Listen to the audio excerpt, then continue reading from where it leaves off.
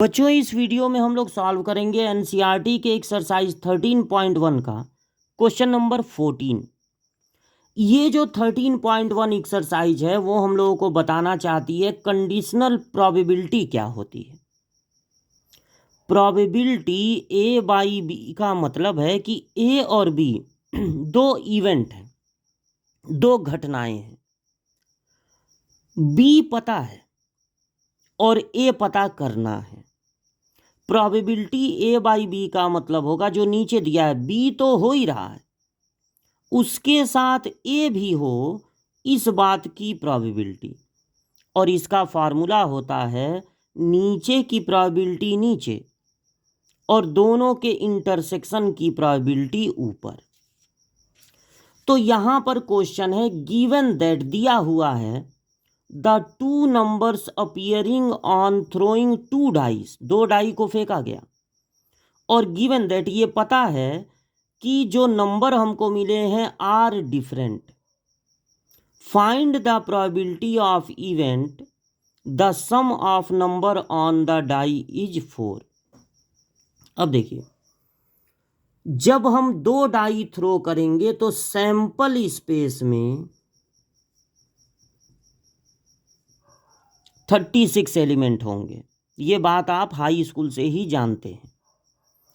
होता यह है कि जब हम दो डाई थ्रो करते हैं तो पहली बार या पहले डाई पर 1 2 3 4 5 6 में से कुछ आएगा, यानी 6 ऑप्शन है। दूसरे पर भी 1 2 1 से लगाए 6 तक में कुछ आएगा, यानी 6 ऑप्शन है। तो टोटल आउटकम्स हो जाते हैं 36। ये परम्यूटेशन से हम लोगों ने पता लगा लिया, 11th में है परम्यूटेशन। उसके बाद एक इवेंट है given that two numbers appearing on the two die are different. तो ये है कि डिफरेंट नंबर आए। तो इन 36 आउटकम्स में से, जिसमें एक होता है 1 1, फिर 1 2, फिर 1 3, फिर 4 5, फिर 5 6, मतलब जिसमें डिफरेंट नंबर आए हों, तो ऐसा जानते हैं कितने में होगा? ऐसा होगा 36 माइनस 6, यानी 30 आउटकम्स में, क्योंकि ये अदर देन होगा 1 1, 2 2, 3 3, 4 4, 5 5 और 6 6। इन 36 में यही 6 ऐसे हैं जिनमें दोनों नंबर सेम है, और आपको चाहिए कि दोनों नंबर डिफरेंट हो, यानी जो बाकी के 30 बचे वो इवेंट ए में हो जाएंगे, और एक इवेंट बी होगा जो यहां लास्ट में दिया है the sum of number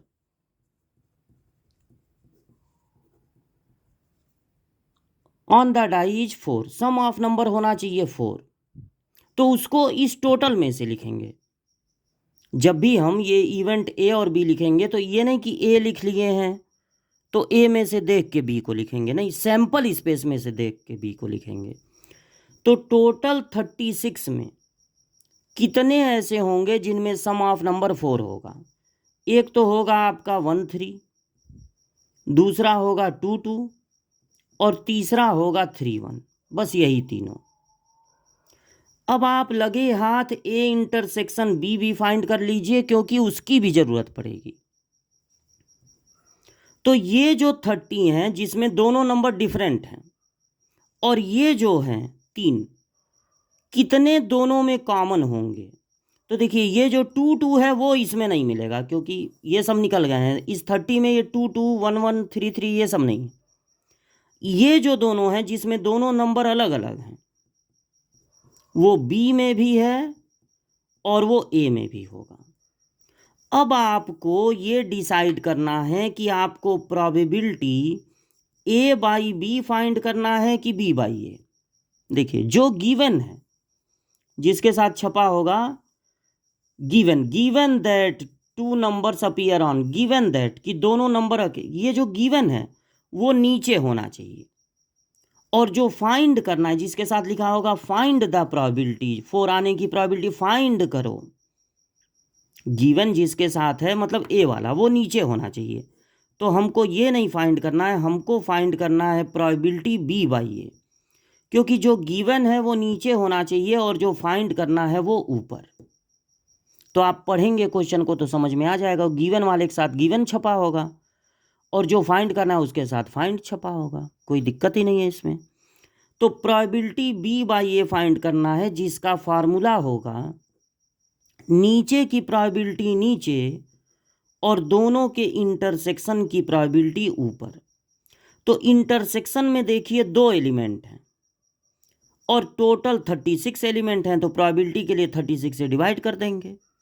A में 30 एलिमेंट हैं और टोटल हैं 36, ये कैंसिल हो गया तो बचा 2/30 और कैंसिल हो गया तो बच गया 1/15, यानी 1/15 आंसर होगा।